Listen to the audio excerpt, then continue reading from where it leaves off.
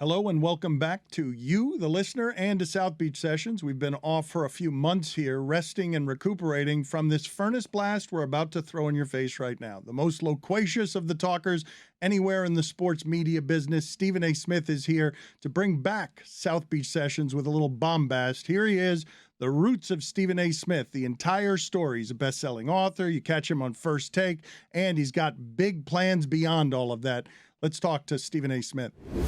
Stephen A., I want to talk to you about sort of the first formative years of your life when you're arriving, before any of what's happened now, before you're arriving at 16 years old. What do you look at as the things that had the most to do with shaping you, the details in your childhood, early teenage years that are imprinted in the way that you're ambitious, in the way that you're boisterous, confident, all the things that you are? Getting left back in the fourth grade and being held back for the entire year because of a first grade reading level. The humiliation that I felt at that particular moment in time definitely impacted me. My relationship with my father, his lack of belief in me definitely resonated with me. My mother and her unwavering devotion and commitment to me and my siblings, despite what level of negligence my father displayed, that resonated with me and all of us, but especially me from the standpoint that I've always held the belief because of my upbringing. Call it chauvinistic, call it whatever it is that you want to in this day and age. Who knows what they'll call it. But I am one of those guys who firmly believes that a man has a role, and his role is to provide for and to protect his family. And he's not comfortable unless they're comfortable. He's not okay unless they're okay. That comes from watching my mother have to do things that I inherently believed was a man's responsibility. And so when I think about the question that you asked, those are the first thoughts that come to my mind before I even think about anything else. And that definitely shaped me because it made me incredibly ambitious, because I was focused on earning an honest living for myself and my future family, while at the same time doing things for my mother that was never done for her by her husband. My mother had three wishes, three things that she wanted all her life. She wanted to go on an annual cruise. She wanted a mink coat, and she wanted a diamond ring. It was a wedding ring. Those are three things that she never got until I was able to get them for her. Do you remember the moment that your dad told your mom he's not smart enough? Yeah. I got left back in the fourth grade. I came home. The kids in the neighborhoods were laughing at me because, everybody would show their report card and stuff like that to each other. And I didn't want to show mine because I was embarrassed. They insisted on it. They read it and they showed that I got left back again. And they laughed, and it was very, very humiliating. And I went to the back porch, and I was crying in the backyard of my house, my mother's house. And there was a window open that separated it was a screen on it, but the window itself was open. But there was the screen separated the back porch from the kitchen. And my father and mother didn't know at that moment, but my mother was telling my father that I got left back again, because I got left back in the third grade. I just got promoted back to my right grade after the summer was over. This time I was held back the whole year. And she was telling my father, and my father looked at her and he just said, just give it up. The boy ain't smart. And neither one of them knew the window was open, but it was, and I heard it. And my mother heard something move in the back porch, I guess, and she walked to the window and she saw it was me. And she was the look on her face was, she was horrified that I had heard such a thing from him. And he just shrugged his shoulders when I looked inside, and he went back into the dining room to watch TV. We will get into your relationship with your father because it feels, I think you say this in your book, that you didn't want to put all of this out there against your mother's wishes. You waited to talk about your father the way that you talk about him until your mother passed. And Right. we'll get into some of those details. But what are the things in your childhood about poverty that stay with you, that stick to you? Damn. Never really been asked that question. I think that anybody that's been poor and depraved or, grew up in that kind of environment can speak to this limited amount of food in the refrigerator, freezing temperatures in the house, sitting by the stove because that was the only heat that you had. You'd open the oven and you'd sit by the oven, and that was the only heat that we had in the house at times. Rats, roaches, holes in the roof, unfinished basement, all of those kind of things. And I think that just the whole survival mentality, like not knowing if you were going to have food from day to day at times, certainly not having fresh clothes to wear, government cheese, that hard ass cheese that the government gave you, white bread, sugar sandwiches because you didn't have any bologna or turkey or chicken or anything like that to make a sandwich. I remember all of that. And it always stayed with me. A lot of times when people look at me today and they say, you never stop working and all of that other stuff, I think that, and I don't think I ever told you this in all the years that we've known each other. And I don't really think I thought about it this way in terms of it being able to be articulated. But when ESPN let me go in 2009, that is the closest that I've ever felt to how I felt as a youngster growing up poor in New York City. I was scared to death that I had lost everything and that I would never, ever be able to capture what I thought I once had. And to have that feeling in your 40s, which is exactly what happened to me, and to have it remind you of that time when I was, very poor and struggling and all of that stuff growing up, it's one of the scariest feelings that I've ever had in my life. And, I never thought that anything could come close to reminding me of what that was like, because I never thought I'd be back there again. When they let me go in 2009, I went from making $1.1 million to zero. I had nothing. I had no job prospects. Nobody would touch me, not even BET or TV One. I mean, nobody. And I lived off my savings. I was fortunate enough to anticipate that struggling times could come. So I had spent the previous year saving up money where I still had some dollars in the bank to be able to pay my bills for about 5 or 6 months. But it was still a scariest time. It was one of the scariest times that I had ever gone through. Scary, primarily, if you have to choose, because of the money or because of the loss of identity, because you had a lopsided amount of yourself tied up in this dream and the idea of who you were on television? I'd say both. For me, as shocking as it may be to people, I don't particularly give a damn about the notoriety. I just accept the fact that it comes with the territory. I was screaming A. I was this bombastic, demonstrative dude that everybody in the sports world knew. And that's one of the things, like the people who know me and the people that are a part of my inner circle, especially my family, they'll be the first to tell everybody, you don't really have any idea how he is because he doesn't get caught up.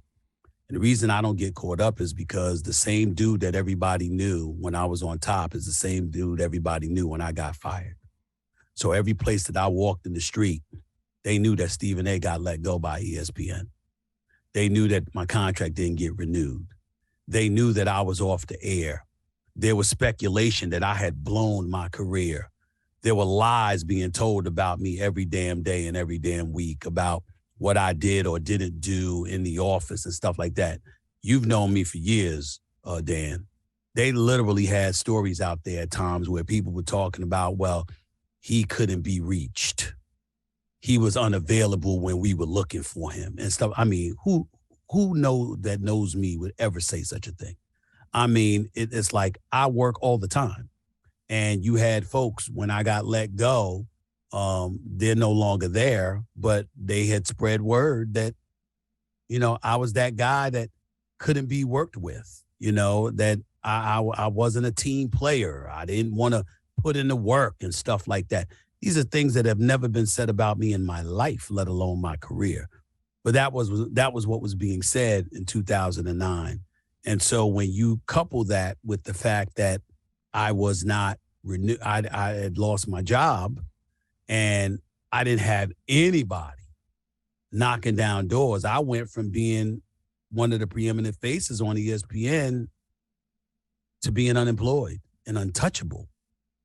And for me, that was devastating in and of itself because everyone knew, which obviously was very humiliating and reminded me of when I got left back. It was that kind of feeling, that kind of embarrassment, that kind of humiliation. But then there was also the fact that I had just become a father. And I had my oldest daughter, Samantha. And how am I going to take care of her? And so when you're thinking along those lines, it got real, real scary because it was indicating to me that I was going to end up back where I started, which was poor, wondering where my next meal was going to come from. And not only was it about me anymore, it was about other people, meaning a child that I had brought into this, I contributed to bringing into this world. And I had to make sure she was taken care of. So it was incredibly scary. Scared in some ways of being your father, not abusive or not supportive, but just not being able to do that thing that has become a life principle for you, which is as a man, you are failing if you are not providing. Correct. Absolutely so. And I wouldn't even label my father, when people talk about how I feel about my father, I never considered my father abusive to me. I considered him negligent. I always loved my father. I just lacked respect for him. My anger, my vitriol towards him, if that's appropriate to say about him, was his treatment towards my mother and what he required my mother to do. That was where my resentment came in. I don't believe, like one of those guys, all of us, especially if you single and, you date and you live in that kind of life and you're a man and you've got ladies that are interested in you and you're promiscuous or whatever the case may be. One of the things that's always appalled me was dudes that would brag about how they didn't have to treat them to dinner. They didn't have to take them out to eat. They didn't have to take care of them. They didn't have to do this or that because I was always a polar opposite kind of guy in that regard. No, I'm not going to spend my money on just anybody. And all of that stuff. But if you're my lady, yeah, I'm taking you out.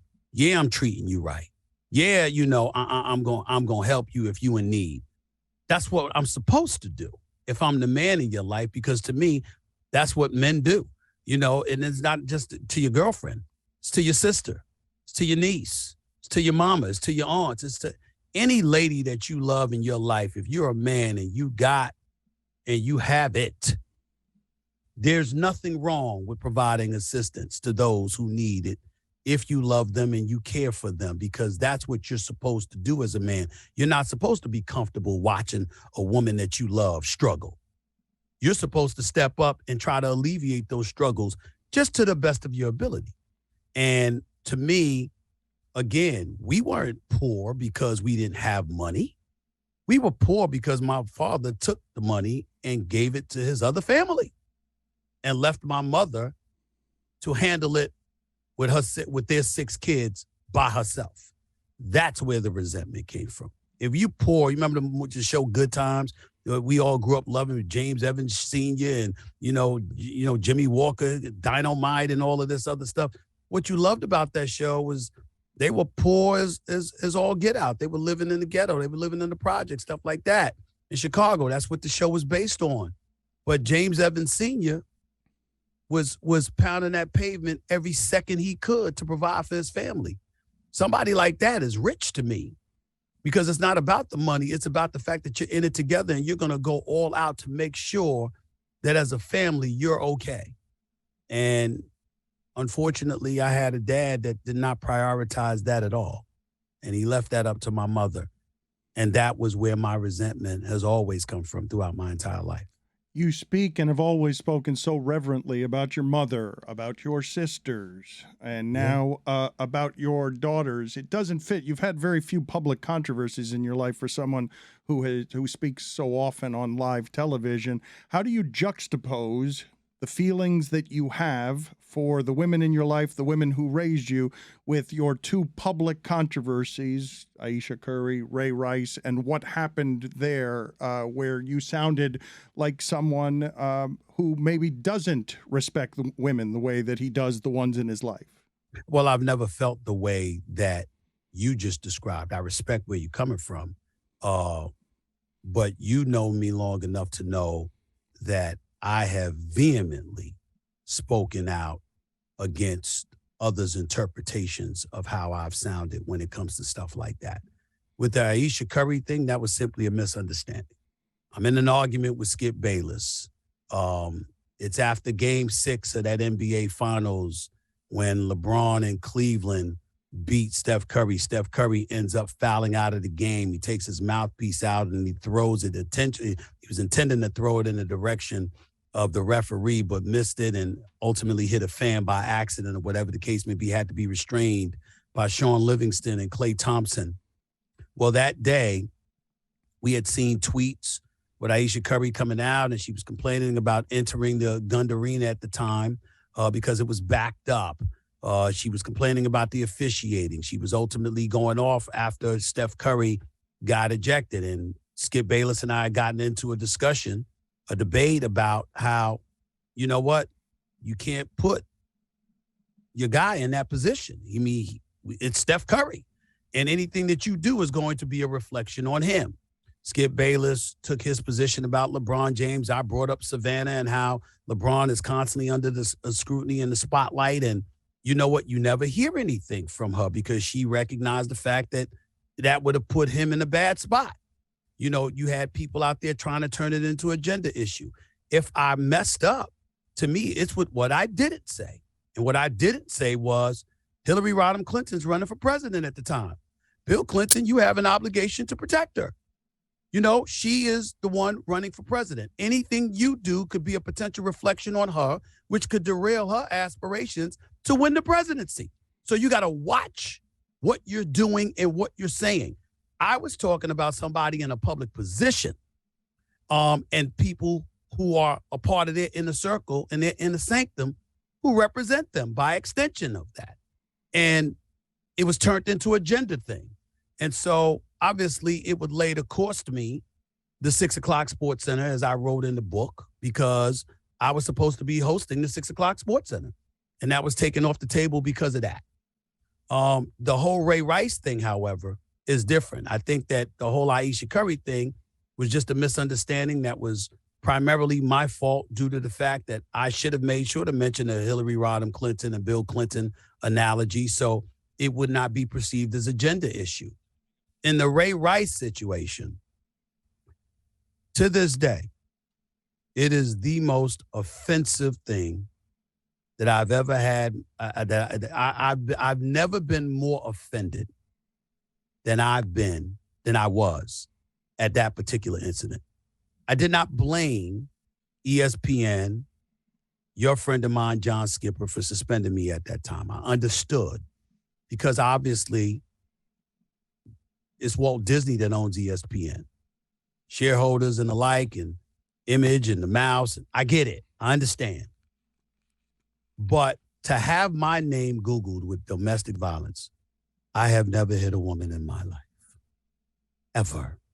I have never engaged in any sort of domestic violence. Any woman that knows me would tell you that. And anybody who uttered such a thing, I would sue them in a heartbeat. It has never happened in my life.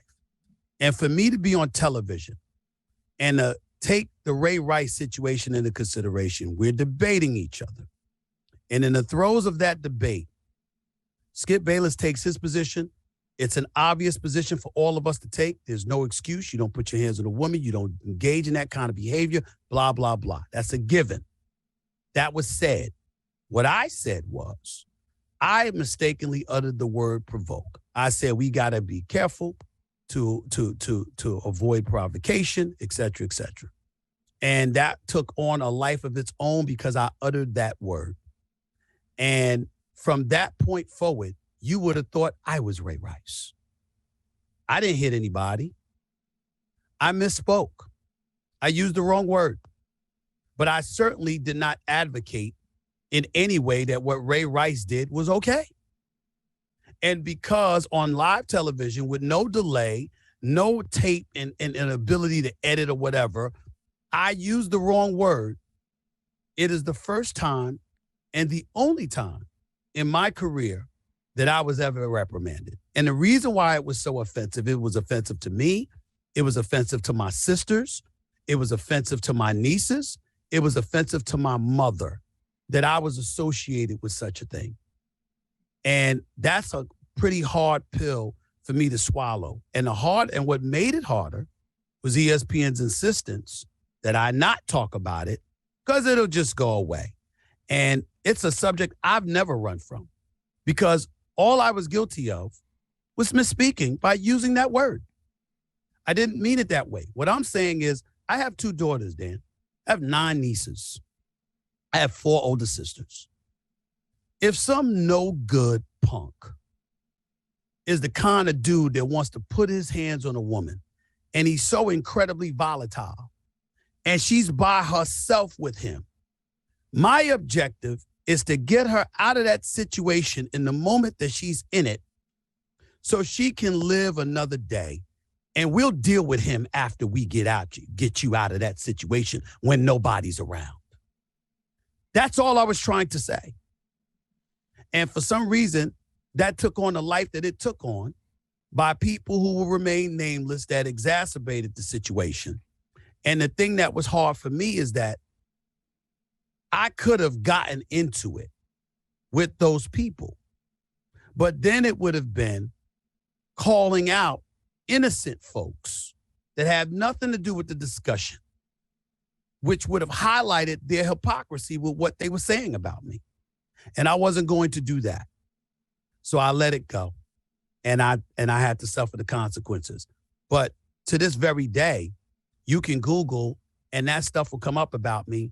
And I've never been engaged in any kind of domestic violence of any sort in my life. Is there another moment with bosses that has been worse than that one for you, where you have to be quiet or you're muzzled on something? No, that not really. There have been times where, the whole Shohei Ohtani thing, that's on me. I was trying to talk about Major League Baseball, and that was construed as me trying to talk about him when I talked about how baseball is not going to market some a guy that uses an interpreter. I knew he could speak English, but he used an interpreter to make sure it was clear. My point is that Major League Baseball wasn't going to promote him, but I didn't articulate myself well enough. I had to own that. So I had to issue a public apology and bring people on the show that would come at me and try to undress me, and I deserved it, plain and simple. The Aisha Curry thing, to a lesser degree, same thing. The Ray Rice thing, no, there's nothing that comes close to being as remotely offensive as that was. I still, even as I'm sitting here today in 2023 talking about this that occurred 9 years ago, I'm still pissed. Again, I have never been associated with domestic violence in my life. I'm not raised that way. And by the way, I've had women who hit me and I didn't hit them back. From the time I was in high school, and my girlfriend at the time, as I'm getting off the bus because I'm cracking jokes on her and I got the best of her when she was cracking jokes on me, she punched me in the back of my head and I flew into the bushes face first on the corner of 203rd Street and Hollis Avenue. To being in college and I don't want to date a girl anymore, and she slapped the living hell out of me 3 times. to having my tires slashed, to having all type of threats thrown at me. I still have never touched a woman in a violent fashion in my life. It has never happened. So for me to be associated in any way with domestic violence, it is a very, very, very hard pill for me to swallow. But I've had to swallow it because you can't control what people think. I was surprised to see you write in your book, because it's not a philosophy. It's just not anything I've ever considered, for you to say that you go in to work in the morning thinking, how can I make my bosses money? How do I go about making my bosses more money? It's not a well, thought. That's part one. What about part two? I did mention part two is getting some of it. Let's not leave that out. I didn't sit up there and say getting them money and nothing, stop there. I said getting my bosses money. How do I make my bosses more money? How do I get some of it? Mm-hmm. That's what I said. What's wrong with that? I didn't say there was anything wrong with it. Why are you taking from me? It's just not a thought that ever occurred to me. It's probably why I'm not there and you still are. Well, I'm not saying that you're saying there was anything wrong with it. I'm asking a question. I'm like, what's wrong with that thinking? The reality is that when you're doing business and you're about the business of making money, you got to make sure that the people that you're working with are getting paid too. You know, I don't care if it's your staff, if it's your partner, if it's a sponsor, whatever the case may be. You've got to be in business for them just as much as you're in business for yourself. If it's all about you and it ain't about anybody else, how successful do you think you're going to be? That's my philosophy. That's my mentality. And I take it a step further where it works for me, Dan. Years before, I was like that. That's about me. I'm the man. Stephen A. They got billboards up. They screaming my name in the streets. I'm a pretty popular dude. And then guess what? I didn't have anything. Yeah, you knew who I was, and you remember the billboards was up, but I wasn't getting a check. That popularity wasn't paying my bills. I was stuck because I thought I was worth more than they thought I was worth. And I had no evidence to prove my worth because I didn't master my business. So as a result of that, I had to be humbled. And that's what happened. So while I was gone, I said, where did my mistake lie? Very, very simple. I was too busy thinking about me. And I wasn't thinking about those who employ me that I'm getting money from. And when I'm getting money from them, okay, why am I getting money for them? Because I'm thinking about what works. And as a result of thinking about what works, what has happened? Now I'm thinking more just as much about me as I am about them. Because now that I've made them money, I learned how I made them money. Now I'm learning how to make it for myself. And it all comes forward like that. It all comes around like that. That's the mentality. This is a broad question because I can't speak for the entirety of the Black community. None of us can, but I don't know what your relationship is with the Black community. I know that when you go after some Black athletes in public, that is frowned upon and you get criticism that I imagine you don't care very much about. But what would you say is your relationship with your community? I don't think about it at all. And I'm going to tell you why. You know, it's almost similar to when people were upset at me with what I was saying about Colin Kaepernick at the time.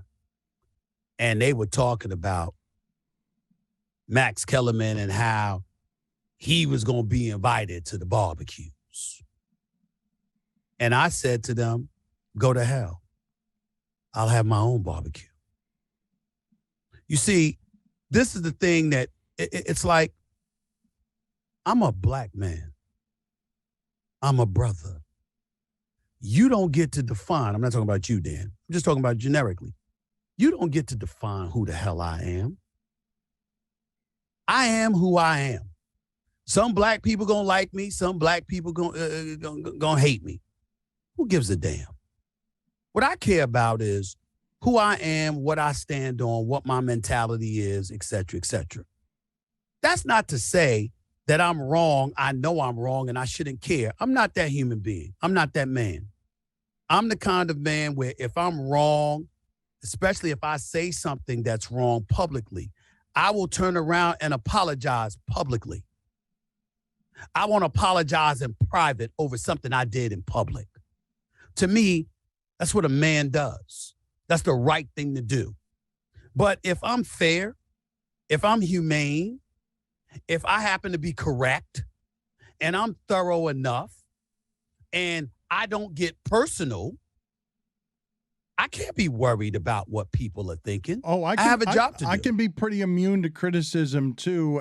Life as a columnist will make you that, but absolutely. But I would assume that some people you respect, if there are any, hitting you with versions of Uncle Tom or whatever, I would assume that that is a poison that you don't want in your life. I don't want it in my life, but I accept the fact that I can't control it. And they're not gonna disrupt my sleep at night. And they're not gonna disrupt the quality of life that I've built for myself. The reality of the situation is I don't know, and maybe because I'm not knowledgeable about various other communities, but I don't hear other people calling their own stuff like that. Black folks do it to each other. We got to do better than that. Why can't you just disagree? Why does it have to be that somebody's an Uncle Tom? Why does it have to be that somebody's a sellout? You know, if we want to really get deep in the woods about it, let's say, for example, when I'm on the air and I'm talking to black folks about corporate America and some of the minefields and the pitfalls that lie in wait. You've got people that sit up there, oh, Stephen A., Mr. Capitulation. Oh, Stephen A., dancing around the issues. Oh, Stephen A., he ain't keeping it 100. Well, is the person that's telling you to go down this dead-end road, to go into this pothole or this pitfall, they supposed to be keeping it 100. They're telling you. They're sending you down a path that ultimately is going to lead to your demise. Who's selling out? The person that's looking out for you and giving you the heads up as to what's waiting for you? Or the person that's ignoring all of that and sending you down a dead-end path that's ultimately going to F up your life? Who's doing that? And I walk out in the streets and I see people, they got their thoughts about what they have to say or whatever. They forget what the background is. I started in journalism. What's one of the first things they teach you, Dan? You can't be worried about being liked. You got to do what's right. And in the process of doing what's right, you got to be as fair and as humane as possible and strive to be as thorough as you possibly can be. But if you're fair, if you're humane, if you're thorough, and your opinion or perspective just differs from somebody else, and they can't take it, and they resort to calling you names and trying to denigrate you and dehumanize you and all of this other stuff and make you a pariah in your own community, you've got to have something in you that says, kiss my ass. You got to have that. Because if you don't have it, you'll fold. You'll fold. And you will capitulate to their demands. They will compromise your ability to do what you signed up to do. And then when it's time to pay your bills, where they going to be at? Well, I ain't tell you to do that. Hell, you made that decision. That wasn't me. You on your own. Don't look at us. So I'm like, okay, fine. I'm doing me. Do you. Let them do themselves. I look at my career. Okay, that's fine. We can say whatever we want about Stephen A. Look at my resume. Look at my resume. Look at where I started. I love when I go to games, for example, and stuff like that. I'm in a press box. I'm in a locker room or whatever the case may be. And everybody acting like, look at him. Who does he think he is? Whatever. Damn it, I'm you. I was in the press box. I was in the locker rooms. I was a beat writer. 17 years. I was a general sports columnist. I climbed my way up in this industry. I lived off of tuna fish and Kool-Aid. I'm making $15,000 a year. I had to work at night for free just to build my journalism career, to get started. Archdale, North Carolina, High Point, North Carolina, Atlanta, Georgia, Winston-Salem Journal. What haven't I done? So when I look at it and they want to talk about me, I'm like, you know my name is spelled P-H, right? It's not with a V. It's P-H. Spell it right. Make sure you spell my name right. Let's get it on. It's okay, because with what this industry entails and what we've been asked to do to succeed, Dan LeBatard knows my resume is there. It's right there for everybody to see. Pull it up. I earned what I have. Nobody gave me a damn thing. Would you have been content remaining a beat writer? Like if I'd come up to you in whatever it was, the sixth year of being a beat writer, and said to you, what are your wildest dreams from here? Would they have looked anything like this? No. I didn't see the money that I'm making now. I didn't see the popularity that I have now. I didn't see the opportunity that I have now. Hell, Dan, I'm in movies. I got a recurring role on a soap opera. You know, I only have my own podcast. I own it. I own my own production company. And I've had a show. I'm the star of a show that's been #1 for 11 straight years and counting. I saw success. I didn't see that. So all that tells me is that God has blessed me and he's graced me. I'm incredibly appreciative of it. I don't take it for granted, but I'm also not a fool. It ain't gonna last forever. Somebody else's time will come. Well, you write likely sooner than later. You write in the book. You write in the book, Stephen A. I was surprised to read this in the book. You sound bored with First Take. You really do. I'm not bored. I'm not bored at all. But you sound. I'm saying you sound like you've outgrown it. Like that First Take is confining. That you want to do other things that are much larger than First Take. And you say this, that First Take isn't going to get you there. Well, it's not because of First Take. It's because of the other things that I want to do and whether or not I'll be able to do that working for ESPN. I've got a little acting itch finally. I never had it until now. I'm probably going to take acting lessons this summer. I have a desire to be an executive producer and to build my production company, Mr. SAS Productions, with scripted and unscripted content. I definitely want to continue to build my podcast. People like you have been an inspiration to me. I've known you for years. I know how you think. I know how brilliant you are. And I know how brave you are to bet on yourself. And I respect it and appreciate it. All of those things resonate with me. But there's also late night television that I want to do. There's a lot of things that I want to do that doesn't necessarily have anything to do with ESPN. Well, how receptive are they going to be to that? I don't know the answer to that question. I know that I'm incredibly happy doing First Take. I hate getting up in the morning to do it because I would like to be able to hang out a little bit later so I can get up a little bit later and go to work the next day, as opposed to getting up 6 o'clock every morning in a 7:30 meeting and then being on the air at 10 a.m. But considering the cachet that comes with it, the kind of impact the show has been able to have, I'm open to doing that for years to come, just so long as it doesn't limit me from doing other things that I want to do. If it's going to limit me from doing other things that I want to do, then in 2 years, I'm going to have decisions to make. And everybody understands that. I understand that ESPN has every right to move in a different direction if they so choose. And when that time comes and it's time for a decision to be made, that decision will happen. And that's that. You have said that you have a lot of enemies and a lot of friends in this business. Who are the people at the top of both of those lists? I'm not giving you the people at the top for the enemies. There's a couple of no good bastards that I can't stand. And it ain't hard to figure out who they are. But I won't give them the time of day by even mentioning their names. My friends are in abundance.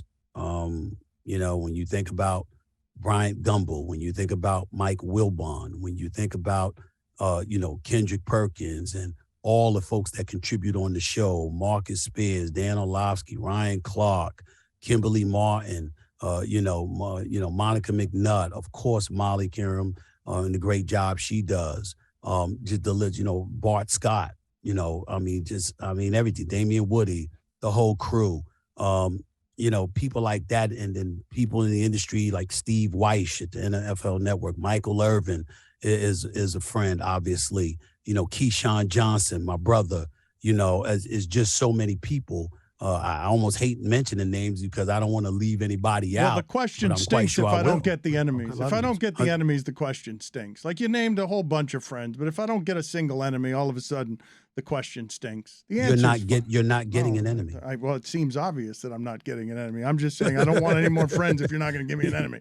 Like, you give me too many friends if you're not going to. You got to give me one enemy, and I'll tell a story I haven't told before. No. That's fine. You don't have to. I'll tell the story with or without your help. I don't even know if you remember this, but I did try at one point to repair a relationship with you and another journalist. Yes.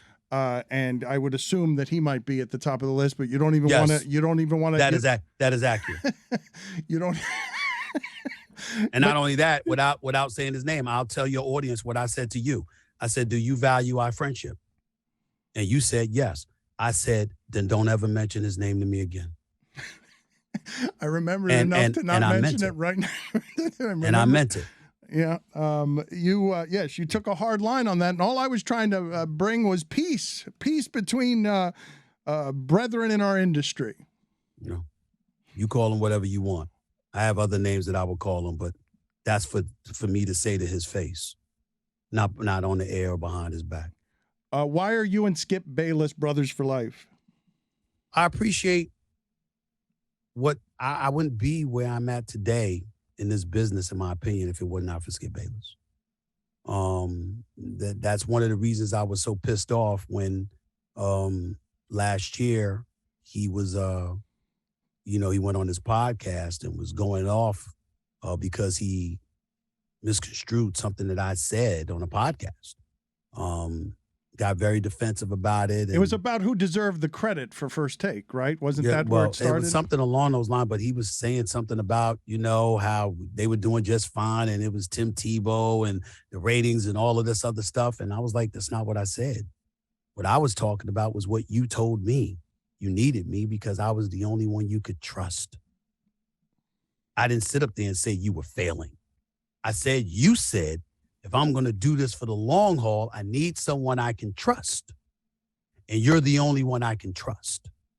And so when that happened, I flew to L.A. I was on my way there anyway. But I flew to L.A. specifically to see him at that point. I had canceled plans and stuff like that just to make sure I saw him. Because I told him I didn't care about any of that he said. I only cared about one thing that he said. He went on his podcast and said he felt stabbed in the back. I said, I need you to look me in my face and tell me that I stabbed you. I've always admired that about you, man. You go and you meet people. You make people say shit to your face. Yes, I will, because, I'm very, very big on character. I'm not perfect. Not the most smartest dude in the world. I don't know everything. I'm not always right or whatever, but I'll put my core decency up against anybody's. I don't get personal. I don't get into people's personal business. You know how much stuff I know about people that I cover and I report on and stuff like that. In one ear, out the other. See, close my eyes, turn my head. I got nothing to say about your damn personal life. Stay out the police blotters. Don't put yourself in the news. I got nothing to say about your personal life. It's all about the game. It's all about what affects the game. That's it. I don't go any further than that. And so to me, particularly in this day and age and the salacious times that we deal with, where everything appears to be clickbait and people are willing to sell their damn souls for a bunch of likes, for crying out loud, I don't roll like that. And so when it's people that I know and who I believe know me, and I have undeniable evidence as to what my character is and who I am, and that's brought into question, you damn right I'm going to confront you. You're damn right I'm going to confront you. Because I'm going to be like, where'd that come from? We could disagree. We have a difference of opinion. But to imply that there's some character trait that I'm deficient in when it came to you and I, that was very offensive to me. And for him, I told him flat out, I don't give a damn what you say. You take all the credit in the world for First Take forever. I don't give a damn. You're doing Undisputed for the last 6-7 years. Still take credit for First Take for all you want to, because guess what? I wouldn't be on First Take if it wasn't for you. So you damn right you deserve the credit. What I want to know is, you said I stabbed you in the back. When the hell that happened? That's what I want to know. And for that, he apologized, and I've been fine ever since. I hate what you two have done to sports television. You can say that all you want to. I would say, who the hell are you to sit up there and say me and him? What about you? Where the hell were you? Living under a rock, teaching at Miami U? You were a part of it too? You ain't innocent. I'm talking about all the imitators that you have birthed. All of the imitators that are all over the place, thinking without the journalism credentials that the point of all this is to turn it into an argument on television. Well, I would take umbrage at what you're saying in this regard, Dan. Those people who don't have a journalism background, who don't exercise journalistic ethics and beyond, how are we responsible for that when our background is based on that? Skip Bayless was a journalist for decades. I was a journalist for decades. We come on television, and those ethics are applicable. The fact of the matter is that when I take a position, it's the same kind of position I would take writing a column. The difference is, instead of writing 800 words and being limited to that space, I get to talk for a few minutes on each subject. When did it happen that I ignored the fact that I was a journalist for the Winston-Salem Journal, the Greensboro News and Record, the New York Daily News, and then the Philadelphia Inquirer, before I went to CNN-SI and then Fox Sports and then ESPN? When did it occur in my career that I ignored the journalistic tenets that came with the job? Oh, it's not ignoring them. It's that they shrink in the face of the need for the argument as entertainment. It's that Kellerman offers too much nuance, so we have to make it in the form of entertainment. We have to. It's not that it's ignored. It's that the journalism becomes less important. It's the argument. It's the sparks. It's the debate that needs to be carried. Yeah, but where you're missing the boat, and I'm actually surprised that you're missing it, Dan, is that it's not about us. It's about the money. The fact of the matter is that somewhere along the lines, social media came into play. And even with YouTube, you have the ability to monetize your product. People look at whatever it takes to monetize those products, their product, and they prioritize that, and that dictates what they do. If you are a guy, if you are on social media, and guess what? You don't have to go to college, and you don't have to take 18 credit semester hours like I did each semester, and you don't have to get a bachelor's degree. And all you got to do is go on YouTube, talk smack, find a way to build subscribers and viewers per episode, and monetize your brand, and you get to bypass all of that stuff. And there's an industry that's been put in place that allows you to do that, and you've elected to do that just to get paid. How the hell is that Skip Bayless and Stephen A's fault? Or Dan LeBatard, for that matter, or anybody else? They created those platforms.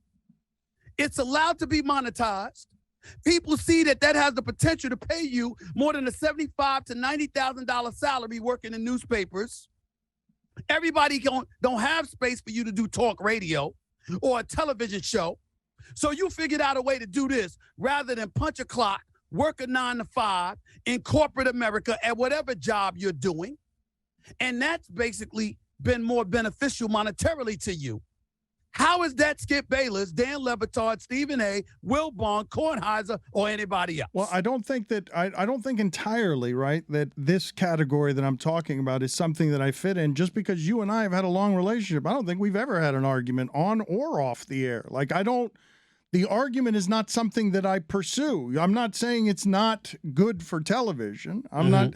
I'm not saying that. I just know that the show that you did with Skip Bayless was one kind of show, and then the one you did with Max was a different kind of show, at least in part, and you've said publicly that you didn't like how Max wasn't as interested in the argument, in the sparks as you were.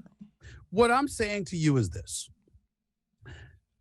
If people want to watch Dan LeBatard, and they've come to know Dan LeBatard, they have an expectation of what they're getting when they click on the Dan LeBatard. And if you want to stay in business, you have to give the audience to some degree what they expect. Long before First Take was ever number one, PTI was. PTI with Mike Wilbon and Tony Kornheiser have been number one for 20 years. First Take's been number one in the mornings for 11. 9 years before we ever came along, 10 years before we ever came along, they were doing it. So I should blame them. I should blame them. No. What I'm saying is, no one said it about them. No one said it about Around the Horn, which was there years before we arrived. No one said it about Jim Rome with what he's doing, and you know how great Jim Rome has been. The list goes on and on. Mike and the Mad Dog. Mad Dog screaming good. Mad Dog been screaming since 1987. You mutated it, though. It's fair to say that you turned up the volume on all of it, that there are more flames around what you guys are doing. Are you going to sit up there with a straight-faced Dan LeBatard and said, I turned up the volume on Mad Dog Russo? No. Have you lost your mind? On the argument, are you crazy? On Wilbon and Kornheiser, you guys turned up the volume. You guys... Okay. What I'm saying is that I just named you a plethora of shows that existed before we ever came along. That's what I'm saying. We didn't create it. We saw what was there, and we maximized it to the best of our ability, just like you do. Stop. You'll go into what you don't like or whatever, and I respect that. You know that. But what I'm trying to say is that you ain't no innocent birdie in all of this. You've attacked many people over the years. Now, you might have had a platform where you're joined with dudes and y'all are not a debate show, so you're not debating somebody, but you've gotten into debates on your own show with people. You've gotten into arguments on your own show with people. I don't know if that former executive for the Florida Marlins will ever be in business again after the way you excoriated him because you were upset at the assets that he traded away. You have been holding people accountable for decades. And because you don't have somebody to volley off back and forth with, oh, you innocent? You're not. You're a part of it too. And I'm saying it's not a bad thing. It's a great thing because your intellect, your perspectives, and everything in between are very fresh. They're informed. They're not ignorant. They're not devoid of facts. The fact of the matter is you bring a fresh perspective, and there's a lot of people out there that want to be Dan LeBatard. So why are you tripping? How do you? You right here with the rest of us. How do you? That's all I'm saying. How do you feel? How do you think Max feels? How do you think Max feels about all of this? About what happened with you two? I have no clue. What I would tell you is I'm kind of sad in this regard. I don't want anybody to assume Max Kellerman doesn't work hard. Max Kellerman is a bad person. Max Kellerman is not somebody anybody should want to work with. That's not what that was about. It was about the fact that a debate show requires certain things that I believed he did not bring to the table when it came to sitting opposite of me. If his brother, Marcellus Wiley, was sitting opposite of Max Kellerman, I'm quite sure not only would they have had a successful show, but they would have had a blast doing it because their personalities, their presentations, their deliveries, etc., worked for them, just like Skip and I worked for me. Max Kellerman and I, as far as I was concerned, did not work for me. It was not a show that I wanted to be a part of for years to come. Now, to me, if I'm saying man, get rid of this dude, fire him. He don't deserve a job in this business. That's an entirely different matter altogether, which I have never nor would I ever say. But me saying, yo, this is not the partner for me, there is no crime in that. I ain't apologizing for it. I'm not taking it back. I'm not stuttering. I'm not mincing words. That is how I feel. And guess what, Dan LeBatard? I love you to death. I'm not sure I would want to sit across from you for 2 hours a day, 5 days a week. And I think you're great. But you and I together, I'm not so sure. No, it wouldn't work. All right. That doesn't make it a crime. And you got people out there acting like it's a damn crime to say, yo, got love for you. You good peeps. I wish you nothing but the best. I know you're going to have this opportunity and this opportunity available for you. I just don't think me and you could work together. If you had Max on SportsCenter, or he was doing a boxing match and we were sitting on a panel together discussing boxing, I'd have no problem with him. If we were doing SportsCenter, I had no problem with him. If he wanted me on his show, This Just In, to interview me for a topic, I got no issue with him. I'm talking about specifically and expressly as it pertains to a debate show. To me, he and I were not an ideal pair.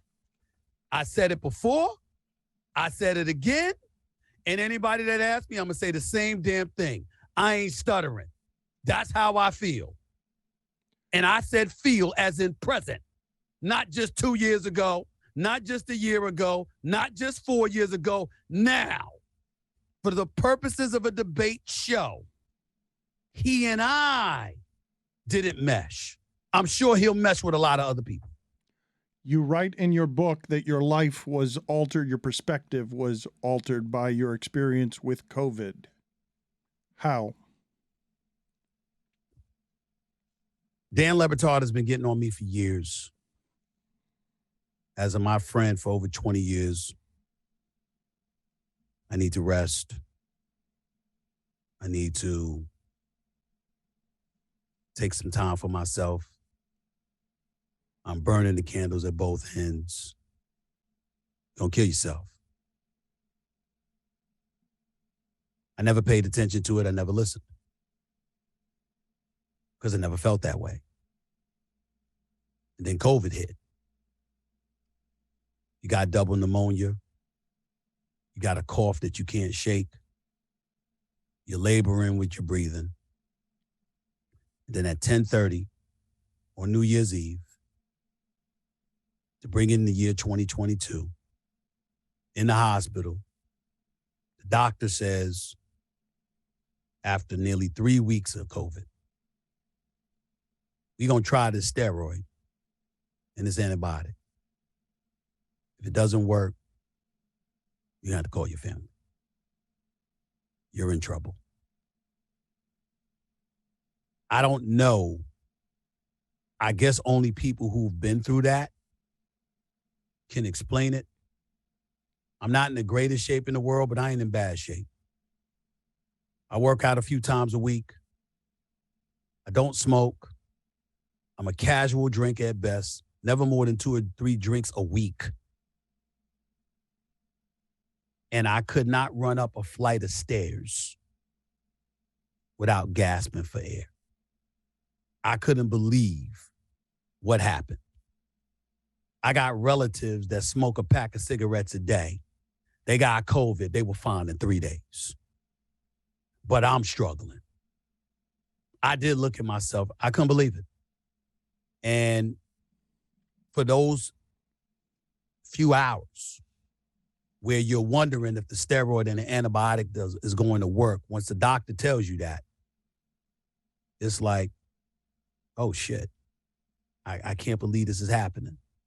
And then I remember my daughters. Daddy, you ain't taking this seriously. Yeah, you wearing your mask and all of this other stuff, but you annoyed and, you know, you sometimes you cover your mouth, but not your nose and all of this other stuff. Dad, you got to take it seriously, Dad, come on. Nieces and nephews, same thing. And I just got tired of being so scared that sometimes I got lax. And lo and behold, I get COVID and they telling me it might take me out of here. So I just reflected on life and realized that no matter how much I loved work and what I do, I got to love me a bit more. And I got to make sure that I take time for myself to enjoy the fruits of my labor to the best of my ability, because I can't take work with me to the grave.